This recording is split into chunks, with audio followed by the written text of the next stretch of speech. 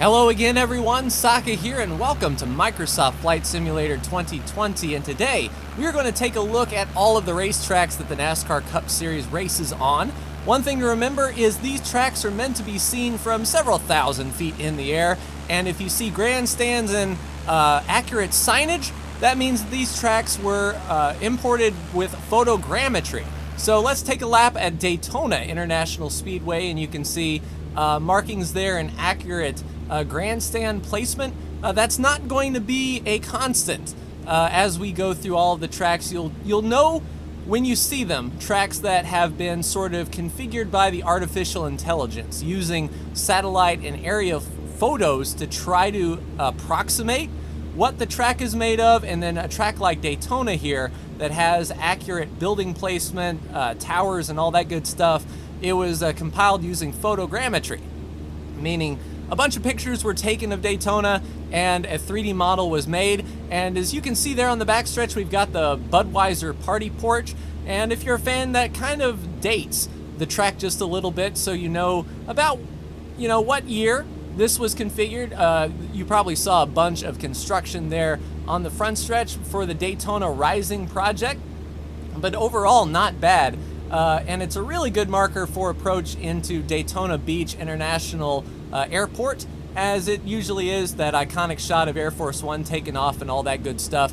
Next track on the circuit is Las Vegas, just outside of Nellis Air Force Base. And once again, it's a track that was configured using photogrammetry, as we actually have grandstands and signage there in turns 1 and 2. A little bit of a road course there, and the neon garage there in its diamond format in the infield. Interesting that these pictures were taken during an off weekend. No haulers or cars in the parking lot, that sort of thing. But one thing that's really cool is flying over these tracks and seeing the area surrounding the racetracks and see where it sits in the land and all that good stuff. We'll go ahead and pull down pit road here, but yeah, not bad as far as the tracks are concerned. Well, one of the better ones for sure here in Las Vegas. Like I said, you will know it when you see it. A racetrack that was configured using the AI. So that is Las Vegas Motor Speedway. Next up, we head out to Fontana, California, just a little bit. And there is Fontana and Auto Club Speedway. And once again, you can see some grandstands. You've got the red pillars out there, signifying this is a photogrammetry racetrack. And, pretty much out in the middle of nowhere, you get an appreciation flying over these places. The parking lot size, the scale of the racetrack, that sort of thing. Just really cool and pretty, interesting that this was made not by a 3D modeler, not by a game designer, but just sheer photogrammetry. And you can sort of see some of the downfalls of artificial intelligence here on the backstretch. We've got some trees that aren't really on the racetrack. I'm sure from several thousand feet in the air you can look down and it will look absolutely stunning, but we're not supposed to be a scant 200 feet off the ground like we are. But I just wanted to show you what kind of detail that these racetracks present, just in case when helicopters come, if you wanted to simulate taking a driver from the racetrack to the local airport or something, you can get a feel of what kind of scenery you'll be looking at. One thing that I noticed here is that the Cessna's entire span is as wide as the racetrack, so the scale may be just a little bit off if you ask me, but not bad for auto-generated photogrammetry.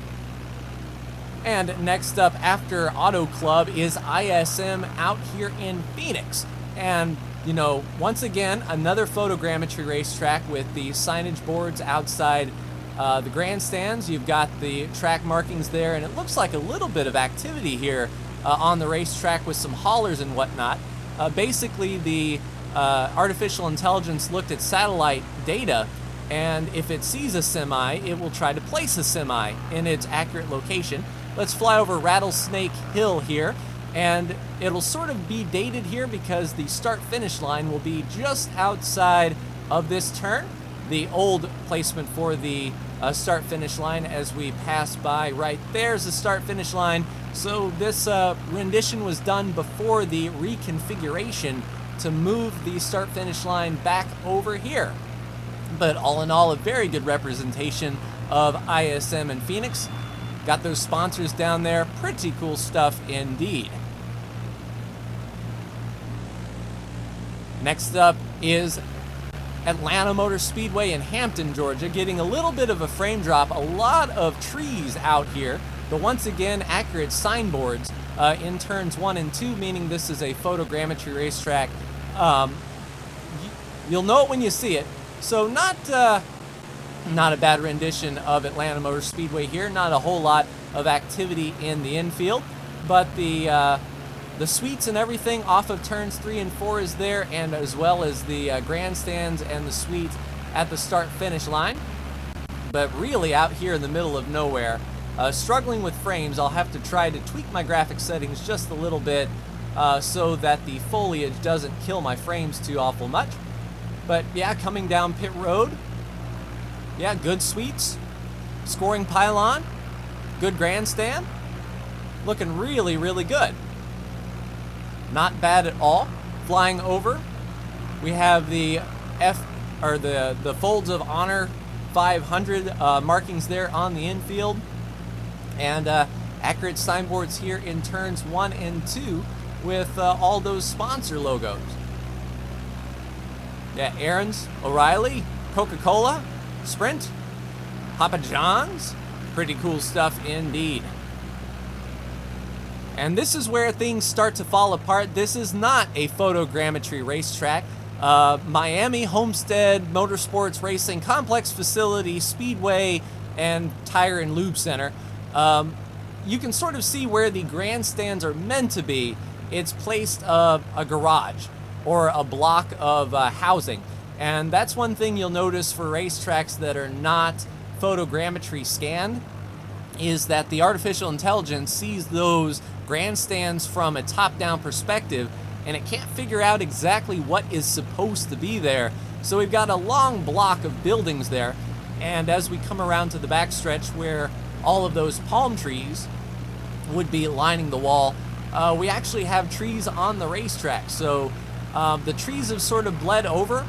It did know that there was trees there, but it put the stock bushy trees that come with Microsoft Flight Simulator along the straightaway, and it kind of encroaches on the racetrack just a bit. So when you get things like this, obviously the track is not close enough to a track with 3D data on it, and the game sort of had to do its best to try to figure out exactly what is here around the racetrack, and of course no banking. Basically it's a flat satellite image, and it did its best to try to put down buildings and grandstands. And, you know, not bad from the air, like I said. Next up, we have Texas Motor Speedway outside of Fort Worth, and it's sort of a trade-off. The grandstands are that gray garage-type building here, but the suite off of turn 2 is more of a good representation of, you know, a complex, a multi-level complex and whatnot. You have the backstretch here. No big hoss, unfortunately. A big screen from the top down can't be accurately represented, and the actual picture quality of the aerial photo isn't that good. And you'd think with Dallas-Fort Worth being a pretty large metropolitan area that Bing Maps would have gotten a little bit better on their photo taking here, and Texas isn't the worst. I will say that. Once again, from the air, it might not be too bad. You can see the American flag there on pit road entry, but unfortunately, as we get close, the logos for the racetrack itself, very blurry, very low quality image to represent what the racetrack is. So if you were looking for a scenic takeoff from Texas Motor Speedway, it might not look as picturesque as you may have hoped. So let's head on to the next racetrack here, Bristol Motor Speedway. And I was looking forward to Bristol. Coming in, you can see it from a mile away. It looks like the Coliseum from afar. It looks amazing as you're flying up to it. And then as you get closer, the artificial intelligence sort of comes to life. And you could probably tell from here, there is no infield at Bristol Motor Speedway. The the track is so small and the details weren't high enough for the AI to put any sort of track down or anything of that nature. It looks like just a large convention center, really. You can sort of see that dark highlight where the track would be, but the AI did not do a good job here seeing exactly what Bristol Motor Speedway was all about. Looking forward to some 3D modelers actually putting in a good Bristol Motor Speedway to fly over. So, yeah, Bristol's still not the worst, though. Next up is Richmond, just south, or would that be north? I can't remember exactly where Richmond was. It took me a little bit to find Richmond International Raceway, but as you can see, we've got grandstands, we've got signage, meaning this was a photogrammetry racetrack, and already you can tell the difference and appreciate the difference between photogrammetry racetrack and artificial intelligence configured racetrack. So you got those high grandstands down the front stretch into turns 1 and 2, and the grandstands are accurate. And yeah, even though there's a house in the infield that's probably a garage area or something like that, but there's a signboard there. So I think what happened was the track was photogrammetry, but the infield, the artificial intelligence saw something in that infield that it said, hey, that looks like a house. I'm going to put down a house. But we've even got the pit wall and all kinds of good stuff. And yes, you can indeed land on it, and it accurately reflects the banking. Next up, we have Talladega Superspeedway, and Talladega is sort of out in the middle of nowhere. And as you can see, as we look down, the ground texture isn't that good. Once we get close, you can see the Geico logo entering turn 3, but the mile-long grandstands that surround turn 4 to turn 1 of Talladega, just that big, long housing complex slash warehouse. And the garages on the left have been transformed to sort of apartment blocks. But the infield, you can see we've got a little bit of picture quality, and that Hellman's 500 logo is nice and big, so we can at least make that out from the air. So overall, you know, not the best for sure. Still not the worst, though. That is yet to come as we head on to probably the best looking racetrack, in my opinion, Dover Downs. And we've got the highway running right by Dover. You have those interesting grandstands. The banking is there. It looks fun. It really does. You've got the parking area right there. And in fact, you can even see the pedestrian crosswalk off of turn 2. So it makes me wonder if the crosswalk is there entering turn 3. So yeah, very good detail here at Dover. Good photogrammetry scan. And indeed, it does look like a hole. And I wonder if this plane is small enough to fit under the pedestrian crosswalk. Let's give it a shot here. We'll try to fly under the bridge.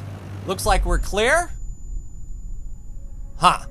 So that is a solid object, it seems. Next up, we have probably one of the worst in Martinsville Speedway. You know, Martinsville is out here in the middle of nowhere, and even the aerial photos are not that good. They looked really, really washed out, and you can see from this angle that the track isn't even flat. There's massive bumps and undulations. It looks more like a rallycross track than anything. So Martinsville definitely needs some love for sure. Next up, passing over the dirt track of Charlotte, we'll be looking for the racetrack just ahead of us, and already you can see those apartment complexes and garage area thing to represent the grandstand. So this is not a photogrammetry racetrack, but let's see how good the infield detail is as we fly over. And the question we have to ask ourselves is, does this look good at 10 or 20,000 feet? And I think it could pull it off. I mean, we could read Charlotte there. Maybe it's because we know exactly what we're looking for. But overall, not too awful bad. Like I said, good from the air. You can see the road course down there in the infield, the Roval course, so not too awful bad. I believe that is the old configuration, though. No, this is actually new. There's the bus stop in the backstretch, so not too awful bad. Next up, Kansas Speedway. And we actually do have grandstands from afar, so this track is photogrammetry. Massive parking and a nice wide entry to the racetrack. You know, like I said, it's cool to fly over these places and see exactly how they're laid out, but here we go passing in front of the grandstands, and you can see the shadows from the sun going down are stretching over the racetrack pretty well.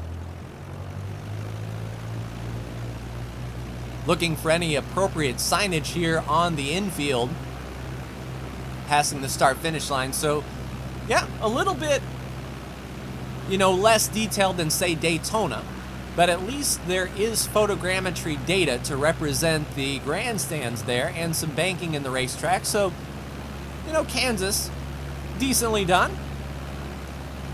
A little bit low res on the aerial photo, but you know, like I said, if a modder comes in here and gets sort of a NASCAR track pack going, these will look pretty amazing.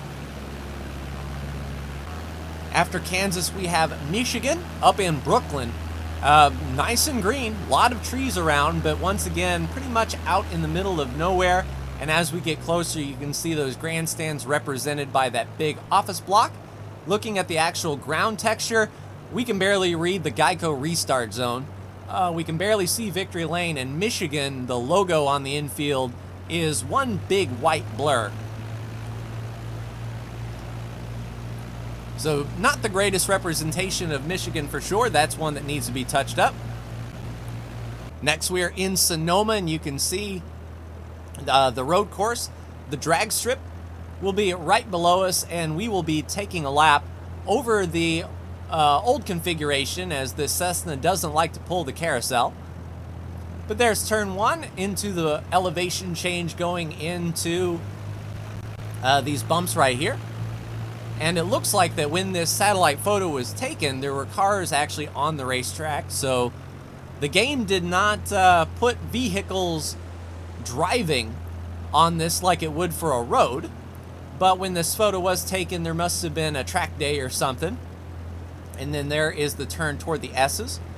So the elevation changes are kind of here. It's trying to do a good job with the elevation changes, but of course the track would be flat, much flatter than this, but at least the hills are here. And if you were to fly over this, you would definitely know that it was Sonoma Raceway for sure. As we drive right by, or fly right by the drag strip, we'll go ahead and land it going into turn 11 hairpin. And you can see where the billboards would be off to the left and pit road entrance. After Sonoma, we have Chicagoland out by Joliet, Illinois. And you would think that Joliet being a big suburb of Chicago, that this place would get a little love. But once again, we see the generic grandstand building. But the Geico restart zone is a little bit better detailed than Michigan. But a lot more of the same. So, you know, a moderately decent aerial photo, but no photogrammetry to be found here in Joliet. Next, the Tricky Triangle at Pocono. You can see the grandstands there off to the left, and they are, unfortunately, the old apartment building complex. Will be flying over turn 2 Indianapolis there, the tunnel turn you can see right below us. And as we do get lower to the ground, the fidelity goes away, but the solar field is to our right. And going into turn 3, as we get closer to the ground, the images get really pixelated, as you can see. One thing that I wanted to try to do was land the 747 on the front stretch at Pocono. That's like their big selling point, that it's the longest and widest straightaway in NASCAR. Right here, long enough to land a 747 on, but there aren't that many landmarks to really orientate myself, so if I do do that, it would be a bit of a challenge. It looks wide enough to do it, but we'll have to see. As you can see, the inside logo's really, really blurry. Not a good satellite photo of Pocono.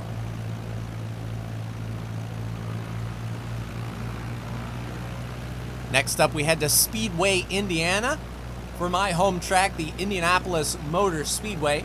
And this is photogrammetry. You can see downtown off of our left wing way back there, but going down the front stretch, we can go right through that tunnel of grandstands to our left and our right. A very good representation of Indianapolis Motor Speedway here. The pagoda to our left, and we have the scoring pylon down there at the end of the straightaway. Looking to our left there, there's the pagoda. Oh crap, scoring pylon. So the photogrammetry didn't really, like, they got the front of the grandstands okay, but it didn't get the sort of slanting elevation that these grandstands received. But overall, not too bad. There's the Hall of Fame to our left, and the accurate signage is on the grandstands there with Lily. Going down the backstretch, I caught a few races on the hill to our left over here. But overall, not a bad representation of Indianapolis. The golf course, of course, is on the infield of the racetrack. We have a little pond to the right. I actually don't know if that pond is actually there or not, but we got some hospitality there to the right. The scoring pylon, or the spotter stand, on the infield to the left. And then, of course, a few television screens for the infield parking of Turn 3. Some Crown Royal signage entering Turn 3 here. And what I want to do is land on the front stretch and stop at the Yard of Bricks. I think that would be really cool. So as we round Turn 3 and Turn 4, we'll go ahead and try to set it down here. One thing I really do like is how the shadows and the time of day interact with these objects. It really makes it feel like it's a part of the world. So let's go ahead and we'll put down our speed here and try to land. Flaps 3, slow it right down. Looks like we'll be able to be okay. And as we touch down, oh, we found a pothole. After Indianapolis is Kentucky Motor Speedway, and you can see the grandstands are not quite there, and we have some hill action going on here. As we get closer, the racetrack is definitely bumpy, almost about as bumpy as Martinsville was. We can indeed see the Monster Energy logo and the Quaker State logo and the green start-finish line. So satellite data is okay. Not the cleanest, but one thing that would make this approach difficult if you wanted to land on the backstretch is just the sheer change in elevation. So some work needs to be done to Kentucky Speedway for sure. Next up is New Hampshire Motor Speedway, and a pretty flat track, so elevation would hopefully be fairly flat. The grandstands themselves are that old generated apartment building sort of complex, but overall, the picture quality of New Hampshire is moderately decent. It sort of looks really washed out, but you can see the markers in the middle of the turn there. So enough detail to know that it's a racetrack. And if you knew that it was New Hampshire, you could probably spot it from the air. But a lot of love needs to be given to New Hampshire Motor Speedway for sure.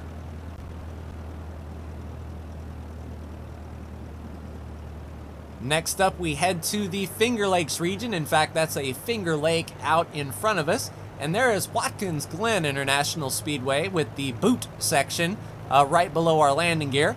We'll go ahead and take a lap around Watkins Glen here. Really poor quality on the aerial data and out here in the Finger Lakes region. I imagine that the picture quality isn't that great. So hopefully they would refly over this, the folks at Bing, and get us some better layout. But we can still see what we're doing here. There is the 90-degree right of turn 1. There's the access road going up to the S's, and the question is, do we go uphill? And indeed, we do have a bit of an elevation change. And it looks like there was some on-track activity here as well, as cars are there superimposed on the racetrack. As we go down the backstretch, we'll be looking for the bus stop. Not a whole lot of campers or anything like that, so it must have been like a track day or a track meet for folks to come together and drive on Watkins Glen. You can sort of see the pre-baked shadows on the infield there of where a shadow of a tree would be. The game did a decent job of placing trees there, but as you can see, the quality of the image itself leaves a lot to be desired. Really pixelated, but through the carousel. And as we go through the carousel downhill, to our left is the boot section that the IndyCar guys and other road racing series would go to. The boot comes out here, but NASCAR keeps it right straight, going into the 90-degree left of turn 10 and the 90-degree right of turn 11. So flying over that, it looks like that is, I can't tell if that's, yeah, that's the sand trap. So there was still sand on the outside of that turn. And I'll tell you what we'll do. We'll see if we can land here at Watkins Glen and make that very first right-hand turn. So we'll set it down. There's our shadow. We would be basically flying right over the pit wall. And that gives you an idea of the scale of this racetrack. Sort of wingtip to wingtip is the width of the racetrack. I don't know if that's accurate or not, but here's our apex. Throw in a lot of rudder, and we made it. Outstanding. And the last track that NASCAR races on in the Cup Series that we haven't already covered is Darlington. We just flew over the Minnow Pond, and we're coming down the front stretch now. You can see the Bojangles logo. And this would be the front stretch and the grandstands. There's even some grandstands that didn't even get the auto-generated apartment building that the game likes to put in. And as we make a circle around turns 1 and 2, we'll be going down the back stretch. And you can see the picture quality here.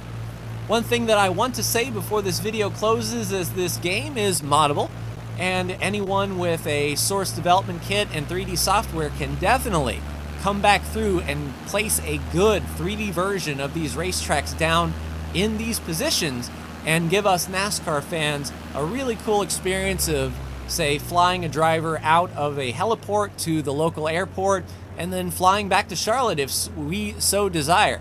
But that is just a look at the Cup tracks. If you want to see unique Xfinity or Gander outdoor truck tracks, let me know. It was fun to do this for sure, but like, share, and subscribe if you are so bold. Thank you so much for tuning in. If you want to see more Flight Simulator 2020 content, please comment, like the video, subscribe, and let me know what you want to see. I'll try to get these graphics sorted out before the next episode, but we'll see you then. Take care.